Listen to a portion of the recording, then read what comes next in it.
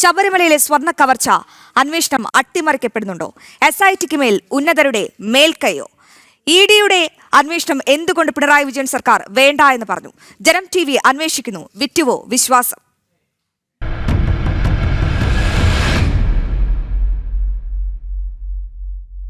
ശബരിമല സ്വർണ്ണ കവർച്ച കേസിൽ മുൻ ദേവസ്വം പ്രസിഡന്റ് A. പത്മകുമാറിന് ജാമ്യമില്ല.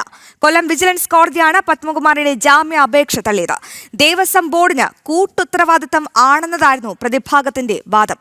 ശബരിമല സ്വർണ്ണ കവർച്ച കേസിൽ ജാമ്യാപേക്ഷയുമായി മുഖ്യപ്രതി ഉണ്ണികൃഷ്ണൻ പോറ്റിയും കോടതിയെ സമീപിച്ചിട്ടുണ്ട്. കൊല്ലം വിജിലൻസ് കോടതിയിലാണ് ജാമ്യാപേക്ഷ നൽകിയത്. ഡിസംബർ 18-ന് ജാമ്യ ഹർജി കോടതി പരിഗണിക്കും. ഈ വാർത്തയുടെ ഏറ്റവും പ്രധാനപ്പെട്ട വിവരങ്ങളുമായി ഞങ്ങളുടെ പ്രതിനിധി M. മനോജ് ചേരുന്നുണ്ട്. മനോജ്, വളരെ പ്രധാനപ്പെട്ട വാർത്തയാണ് ഇപ്പോൾ പുറത്തുവരുന്നത്. ശബരിമല സ്വർണ്ണ കവർച്ച കേസിൽ മുൻ ദേവസ്വം പ്രസിഡന്റ് A. പത്മകുമാറിന് ജാമ്യമില്ല. എന്തൊക്കെ നിരീക്ഷണങ്ങൾ നടത്തിയാണ് പത്മകുമാറിന്റെ ജാമ്യം കോടതി നിഷേധിച്ചത്?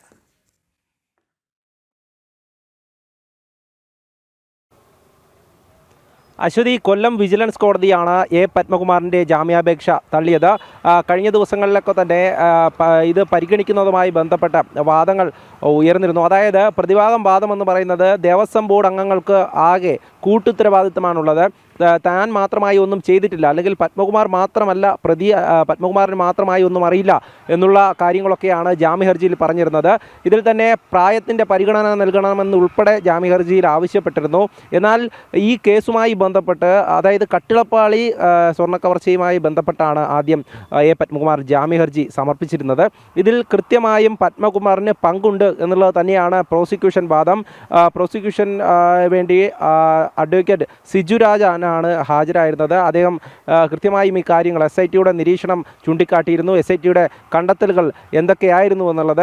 SIT 2 തവണയിലധികം A. പത്മകുമാറിനെ കസ്റ്റഡിയിൽ വാങ്ങി ചോദ്യം ചെയ്തിരുന്നു. 2 കേസുകളിലും പ്രതിയാണ് A. പത്മകുമാർ. എന്തായാലും CPM ജില്ലാ കമ്മിറ്റി അംഗം കൂടിയായിട്ടുള്ള A. പത്മകുമാറിന് ശബരിമല സ്വർണ്ണ കവർച്ചയുമായി ബന്ധപ്പെട്ട് നിർണായകമായ പങ്ക് ഉണ്ട് എന്നുള്ളത് തന്നെയാണ് SITയുടെ കണ്ടെത്തൽ. അതുതന്നെയാണ് കോടതിയുടെ നിരീക്ഷണവും. കാരണം ഈ ഉണ്ണികൃഷ്ണൻ പോറ്റിയുമായുള്ള പത്മകുമാറിൻ്റെ ബന്ധവും, അതോടൊപ്പം തന്നെ ഉണ്ണികൃഷ്ണൻ പോറ്റി ഏത് തരത്തിലാണോ ഈ സ്വർണ്ണക്കവർച്ചയുമായി ബന്ധപ്പെട്ട് പത്മകുമാറിന്റെ ജാമ്യം നിഷേധിക്കപ്പെടുമ്പോൾ തീർച്ചയായും പത്മകുമാറിന് കുരുക്ക് മുറുകുകയാണ്. പത്മകുമാറിന് മാത്രമല്ല, കടകംപള്ളിക്കും സംസ്ഥാന സർക്കാരിനും CPM-നും മുൻ ദേവസ്വം ബോർഡിനും എല്ലാം ഒരുപോലെ കുരുക്ക് മുറുകുകയല്ലേ? പ്രത്യേകിച്ച് ഈ പത്മകുമാറിന്റെ ജാമ്യം നിഷേധിക്കപ്പെട്ട ഒരു സാഹചര്യത്തിൽ ഇദ്ദേഹത്തിൽ നിന്നും ഇനിയും വിവരങ്ങൾ തേടേണ്ടതുണ്ട്. അപ്പോൾ അവിടെ കുറ്റം ചെയ്തതിനൊരു സുപ്രധാന തെളിവുണ്ട്. പ്രത്യേകിച്ച് ഇനി പത്മകുമാർ തന്റെ ദൈവതുല്യൻ ആരാണെന്ന് പറഞ്ഞേ പറ്റൂ. മനോജ്,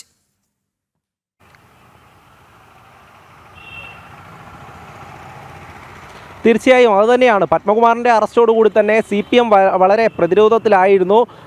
അതിനുശേഷം, അതായത് ഇനി ആരെയാണ് അറസ്റ്റ് ചെയ്യുക എന്നുള്ള ഒരു ആശങ്ക CPM-നുണ്ടായിരുന്നു. എന്നാലും SITക്ക് മേലുള്ള സമ്മർദ്ദത്തിൽ ഈ തെരഞ്ഞെടുപ്പ് ഫലം വരുന്നത് വരെ മറ്റ് അറസ്റ്റുകളൊന്നും ഉണ്ടാകില്ല എന്നുള്ളതാണ് നമുക്ക് മനസ്സിലാക്കാൻ സാധിക്കുന്നത്. എന്തായാലും നിലവിലിപ്പോൾ A. പത്മകുമാർ ഈ ജാമ്യാപേക്ഷ തള്ളിയ സാഹചര്യത്തിൽ മേൽക്കോടതി, അതായത് ഹൈക്കോടതിയെ ഉൾപ്പെടെ സമീപിക്കാനാണ് സാധ്യത. എന്തായാലും ഹൈക്കോടതിയുടെ നിരീക്ഷണത്തിലാണ് അന്വേഷണം മുന്നോട്ട് പോയിക്കൊണ്ടിരിക്കുന്നത്. അന്വേഷണത്തിൻ്റെ ഗൗരവമായിട്ടുള്ള ഈ ഒരു ഘട്ടത്തിൽ ഒരു പ്രതികൾക്കും കൊല്ലം വിജിലൻസ് കോടതി ജാമ്യം അനുവദിച്ച് നൽകിയിട്ടില്ല. ഇതിനു മുമ്പ് ജാമ്യഹർജി സമർപ്പിച്ചിരുന്ന Murari Babu, A. Padmakumar, N. Vasu, KS Baiju അടക്കം, അതായത് A. പത്മകുമാറിൻ്റെ ഇപ്പോഴാണ് തള്ളിയത്. ഇതിനു മുമ്പ് സമർപ്പിച്ചിരുന്നവരുടെയൊക്കെ ജാമ്യഹർജി കോടതി തള്ളിയിട്ടുണ്ട്. എന്തായാലും ഇതുമായി ബന്ധപ്പെട്ട ഇനി കൂടുതൽ കാര്യങ്ങളിലേക്ക്, നടപടികളിലേക്ക് അടക്കം കടക്കേണ്ടതുണ്ട്. ഇനിയുള്ള ദിവസങ്ങളിൽ മറ്റു പ്രതികളെ ഉൾപ്പെടെ കസ്റ്റഡിയിൽ വാങ്ങി ചോദ്യം ചെയ്യാനും SITയുടെ നീക്കമുണ്ട്. എന്തായാലും നിലവിലെ സാഹചര്യത്തിൽ മേൽക്കോടതിയെ സമീപിക്കാനുള്ള പത്മകുമാറിൻ്റെ നീക്കം നമ്മൾ കാണുന്നുണ്ട്. അതോടൊപ്പം തന്നെ ഉണ്ണികൃഷ്ണൻ പോറ്റി, ഈ കേസിൽ ആദ്യം അറസ്റ്റിലാകുന്ന മുഖ്യപ്രതിയായിട്ടുള്ള ഉണ്ണികൃഷ്ണൻ പോറ്റി ഈ കേസുകളിൽ ജാമ്യം ആവശ്യപ്പെട്ടുകൊണ്ട് ഈ കോടതിയിൽ തന്നെ, കൊല്ലം വിജിലൻസ് കോടതിയിലാണ് ജാമ്യഹർജി സമർപ്പിച്ചിട്ടുള്ളത്.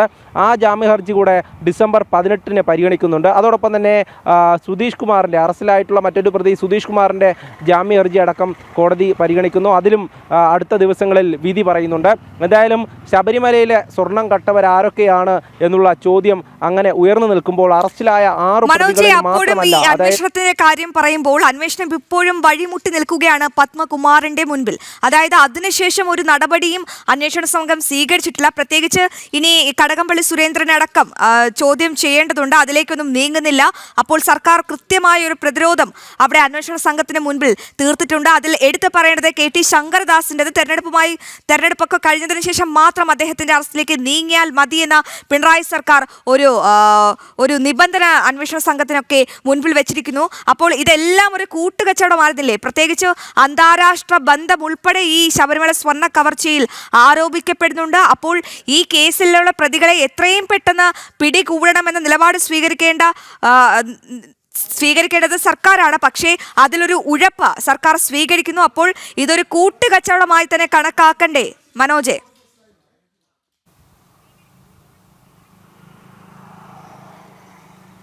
അശ്വതി, ഞാൻ നേരത്തെ സൂചിപ്പിച്ചിരുന്നു, ശബരിമലയിൽ നടന്നത് ഒരു കൂട്ടായ കൊള്ളയാണ്.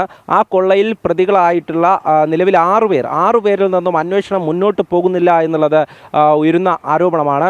ഈ സാഹചര്യത്തിൽ തെരഞ്ഞെടുപ്പ് കൂടെ നടക്കുമ്പോൾ രാഷ്ട്രീയ നേതൃത്വത്തിലേക്ക് അടക്കം ഈ അന്വേഷണം എത്തിക്കഴിഞ്ഞാൽ അത് CPM-ന് വലിയ തിരിച്ചടിയാകുമോ എന്നുള്ളൊരു ഭയം നമ്മൾ കാണുന്നുണ്ടായിരുന്നു. അത്തരത്തിലുള്ള ഒരു ആശങ്ക തന്നെയാണ് പിന്നീട് SIT മറ്റ് അറസ്റ്റുകളിലേക്ക് നീങ്ങാത്തത്. പത്മകുമാറിൻ്റെ അടക്കം മൊഴികളിൽ നിന്നും ഉന്നതരുടെ പങ്ക് വ്യക്തമാണ്. ആദ്യഘട്ടത്തിൽ തന്നെ പത്മകുമാർ താൻ ദൈവതുല്യനായി കാണുന്ന ഒരാളുണ്ടെന്നൊക്കെ പറഞ്ഞിരുന്നു.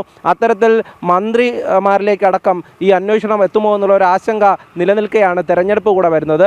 അതുകൊണ്ട് തന്നെ തെരഞ്ഞെടുപ്പിൽ എത്രയും വേഗം ഈ അന്വേഷണത്തെ അട്ടിമറിച്ചുകൊണ്ട് അല്ലെങ്കിൽ അന്വേഷണത്തെ ഇത്തരത്തിൽ വഴിതിരിച്ചു വിട്ടുകൊണ്ട് മുന്നോട്ട് പോകാനായിരുന്നു സർക്കാരിൻ്റെ. തീർച്ചയായും മനോജ്, വ്യക്തമാണ്. എന്തായാലും ശബരിമല സ്വർണ്ണ കവർച്ച കേസിൽ മുൻ ദേവസ്വം പ്രസിഡന്റ് പത്മകുമാറിന് ജാമ്യമില്ല. ഇപ്പോൾ വരുന്ന ഏറ്റവും പ്രധാനപ്പെട്ട വാർത്ത, പ്രിയപ്പെട്ട പ്രേക്ഷകരെ, ജഡ്ജി ഹണി M വർഗീസിന്റെ നിർദ്ദേശം അഭിഭാഷകർക്കും മാധ്യമപ്രവർത്തകർക്കും തന്റെ ഭൂതവും ഭാവിയും ഒക്കെ അന്വേഷിച്ചോളൂ, കോടതിയിൽ അച്ചടക്കം പാലിക്കണമെന്നാണ് ഹണി M വർഗീസ് ഇപ്പോൾ മുന്നറിയിപ്പ് നൽകിയിരിക്കുന്നത്. പ്രത്യേകിച്ച് ഹണി M വർഗീസിനെതിരെ നിരവധി ആരോപണങ്ങൾ ഈ ശിക്ഷാവിധിക്ക് ഈ ഉത്തരവ് പുറപ്പെടുവിച്ചതിന് പിന്നാലെ ഉയർന്നിരുന്നു. അതിന് പിന്നാലെയാണ് ഇപ്പോൾ കോടതിയിൽ ഇത്തരമൊരു മുന്നറിയിപ്പുമായി ജഡ്ജി ഹണി M വർഗീസ് രംഗപ്രവേശം ചെയ്തിരിക്കുന്നത്.